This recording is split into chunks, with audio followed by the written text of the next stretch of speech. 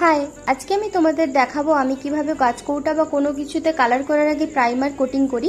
তো প্রাইমার করার আগে প্রথমেই জানতে হবে যে প্রাইমারটা কেন করব, কারণ প্রাইমারটা করলে আমাদের যে জিনিসটার উপর আমরা কালার করবো সেটা অনেকটা স্মুথ ফিনিশ হয় এবং কালারটা অনেক ব্রাইট হয়।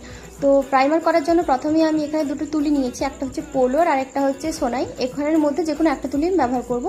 তারপরে আমি নিয়েছি ফেভিক্রিলের এক্রিলিক কালারের হোয়াইট কালারটা, যেটা একটা খুব ভালো কালার। আর এখানে আমি প্রথমে কৌটো থেকে কিছুটা কালার প্রয়োজন মতো গড়িয়ে নিচ্ছি। তারপরে কাজ কৌটোটা খুলে নিয়ে প্রথমেই কিন্তু ডাস্টটা ঝেড়ে ফেলতে হবে, কারণ অনেক কাঠের গুঁড়ো থাকে। তো সেটা ঝেড়ে নেওয়ার পরে আমি এখানে কালার করেছি। প্রথমে নিচের পাটটা ধরবো, দিয়ে করব। অবশ্যই যে দিকটা কালার করবে তার অপোজিট সাইডটাই ধরবে, কারণ কালারটা না হলে আঙুলেই উঠে চলে আসবে। এবং এরপরে এটা শুকোতে রেখে দেবো। তারপরে ওপরের পাটটা নিয়ে সেটাও সেমভাবে করে নেব। এবং এই তো আমাদের হয়ে গেল প্রাইমার করা। এরপরে নিজের ইচ্ছে মতো কোনো কালার করা যেতে পারে, ডিজাইন করা যেতে পারে। দেখা হবে অন্য কোনো ভিডিও থেকে। বাই।